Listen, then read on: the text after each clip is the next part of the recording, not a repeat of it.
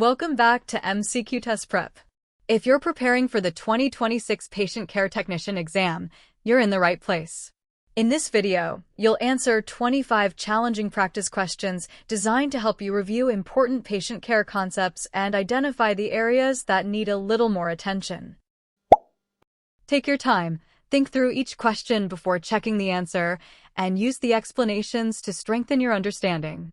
This practice is made to help you feel more confident and better prepared for exam day. Let's get started. Question number 1. This is one I really want you to remember. A patient suddenly reports dizziness while standing during ambulation training. What should the patient care technician do first? A. Assist the patient to a safe seated or lying position. B. Continue walking slowly to improve circulation. C. Leave the patient to notify the nurse immediately. D. Ask the patient to take deep breaths while remaining standing.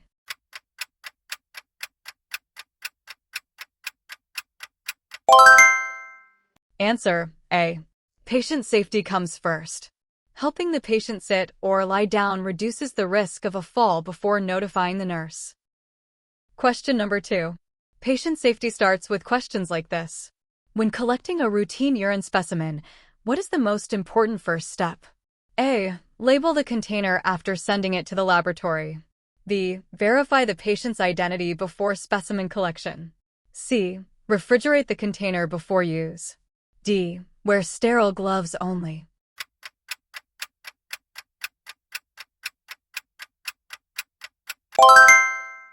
Answer B. Correct patient identification prevents specimen errors and ensures accurate laboratory results. Question number 3. Think carefully before you answer this one. A patient care technician notices redness developing over a patient's heel during a skin assessment. What is the best action? A. Document the finding and report it promptly to the nurse. B. Massage the reddened area firmly. C. Ignore it because the skin is not broken. D. Cover it tightly with adhesive tape.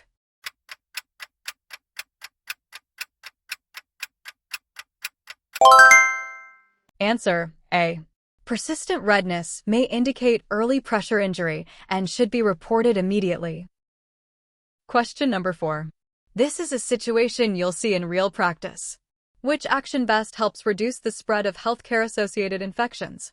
A. Performing hand hygiene before and after every patient contact. B. Wearing gloves instead of washing hands. C. Cleaning equipment only once each shift. D. Using hand sanitizer only after visible contamination.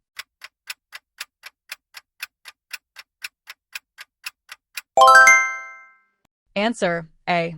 Consistent hand hygiene remains one of the most effective infection prevention measures. Question number 5. Don't overlook the details in this question. A patient receiving oxygen therapy asks you to adjust the oxygen flow rate because they feel short of breath. What should you do? A. Increase the oxygen flow immediately. B. Notify the nurse without changing the prescribed oxygen setting. C. Turn off the oxygen briefly. D. Remove the oxygen tubing for comfort.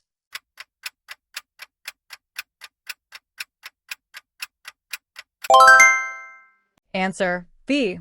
Oxygen is a prescribed treatment. A PCT should not independently change the flow rate. If you're finding this practice helpful, don't forget to like this video, subscribe to MCQtestPrep, and turn on the notification bell so you never miss our latest exam practice questions. Now, let's continue with the next question. Question number 6. This one is all about your first priority. While taking a patient's pulse, you notice it is irregular. What is the most appropriate action? A. Stop counting immediately. B. Count the pulse carefully for 1 full minute and report the finding. C. Record it as normal. D. Ask another patient for comparison.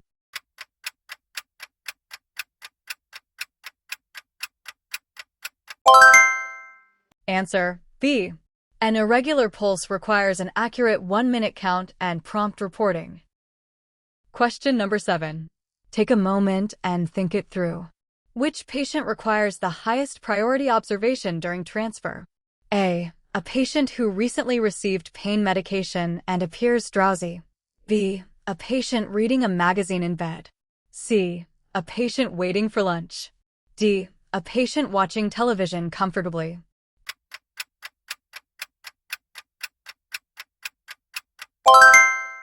Answer A. Drowsiness increases fall risk during transfers and requires extra assistance. Question number 8.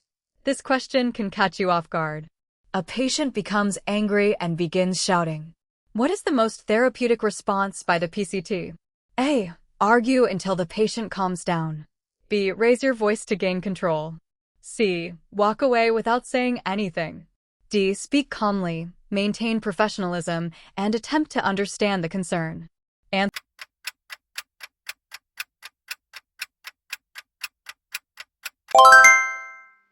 D. Calm communication often helps de-escalate emotional situations. Question number 9. I want you to think like a PCT. Before obtaining a blood glucose reading using a glucometer, which action is essential? A. Clean the patient's fingertip according to facility procedure and allow it to dry. B. Use any finger without cleaning it. C. Squeeze the finger repeatedly before puncturing. D. Reuse the previous lancet if it appears clean.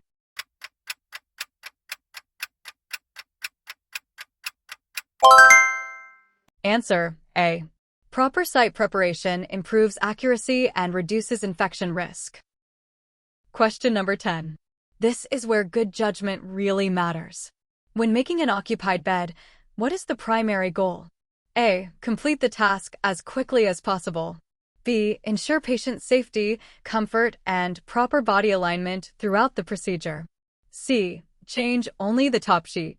D. Ask the patient to stand during the entire procedure.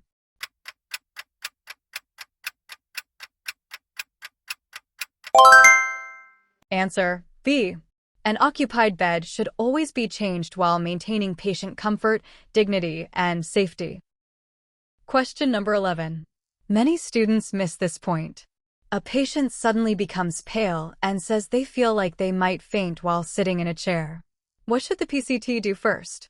A. Assist the patient to a safe position and call for help if needed. B. Ask the patient to walk around the room. C. Leave immediately to find the nurse. D. Offer the patient food first.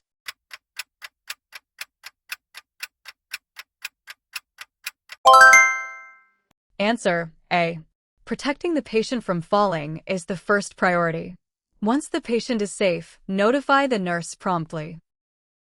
Question number 12. Think about the safest action first.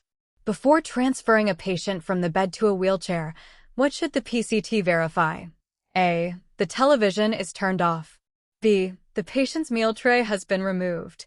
C. The wheelchair is locked and footrests are positioned safely. D. The patient's roommate has left the room.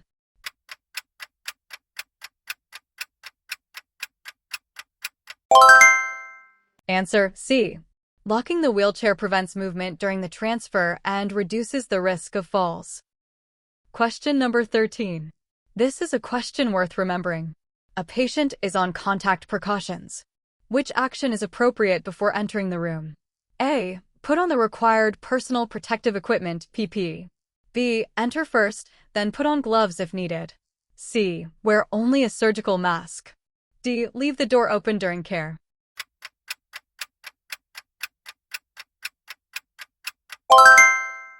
Answer A. PP should be applied before entering the room according to the required isolation precautions. Question number 14. Don't rush your answer on this one. When measuring a patient's intake and output, which items should be included as fluid intake? A. Only drinking water. B. Intravenous fluids administered to the patient. C. Solid foods only. D. Ice packs placed on injuries.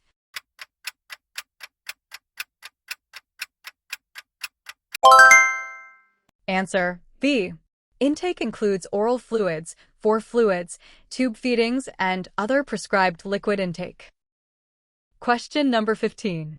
Focus on what the patient needs first. While assisting with oral care, the patient suddenly begins coughing continuously. What should you do? A. Continue brushing until finished. B. Lay the patient flat immediately. C. Give the patient another toothbrush. D. Stop the procedure and allow the patient to recover before continuing if appropriate.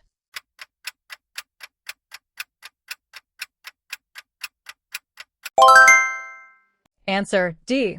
Stopping the procedure reduces aspiration risk and allows the patient to regain control of breathing. Question number 16. This is the kind of question examiners like. A patient refuses to have their blood pressure taken. What is the best response? A. Force the patient to cooperate. B. Respect the refusal, document it, and notify the nurse. C. Skip documentation. D. Ask another patient to convince them.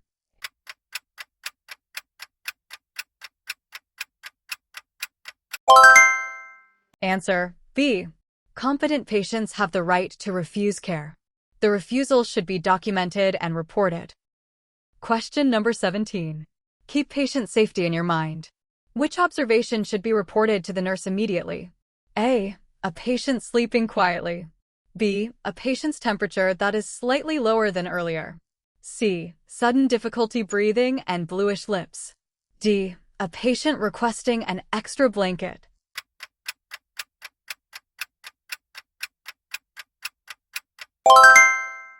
Answer C. Difficulty breathing with cyanosis is a medical emergency requiring immediate reporting. Question number 18.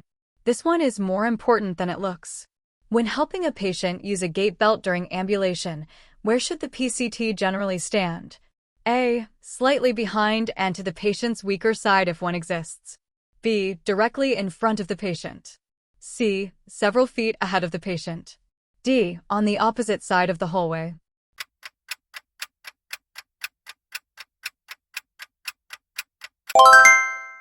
Answer A. This position provides better support and allows the PCT to assist if the patient loses balance. Question number 19. Think before you lock in your answer. Which action best protects patient confidentiality? A. Discussing patient information only with authorized healthcare team members involved in care. B. Sharing information with family members in the hallway. C. Discussing patients during lunch breaks. D. Posting patient updates on social media.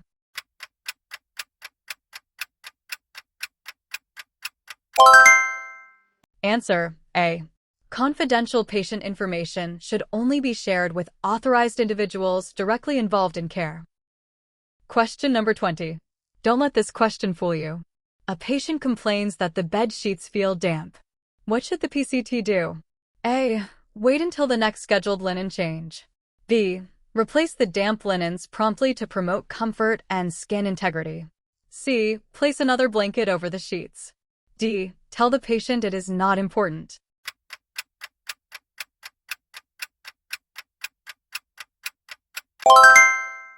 Answer B.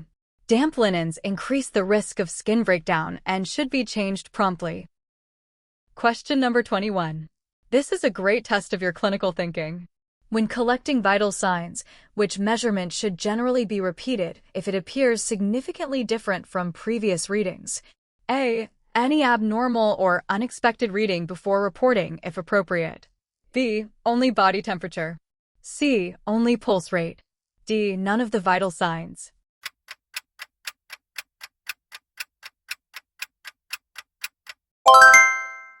Answer A. Unexpected values should be verified to reduce the chance of reporting an inaccurate measurement. Question number 22. Pay attention to every detail here. Which patient is at the greatest risk for developing pressure injuries? A. A patient who walks independently several times each day. B. A patient who is immobile and unable to change position without assistance. C. A patient who exercises daily. D. A patient waiting for discharge.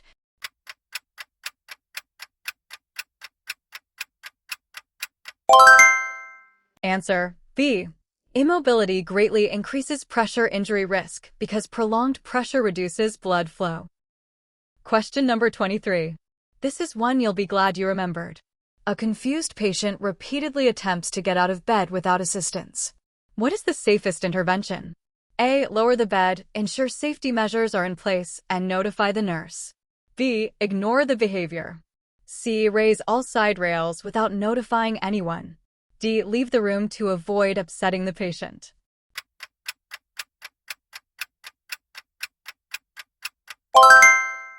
Answer A. Fall prevention measures should be implemented immediately, and the nurse should be informed. Question number 24. Show me the safest decision first. Why should a patient care technician document care promptly after completing it? A. It helps ensure the medical record remains accurate and complete. B. It is easier to remember several days later.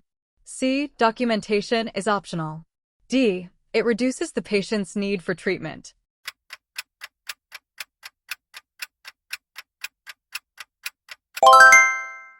Answer A.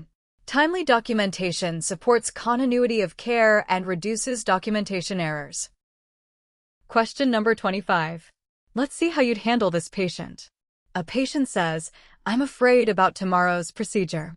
What is the most appropriate response? A. There's nothing to worry about. B. Tell me what concerns you the most, and I'll let your nurse know. C. Everyone feels that way. D. You shouldn't think about it.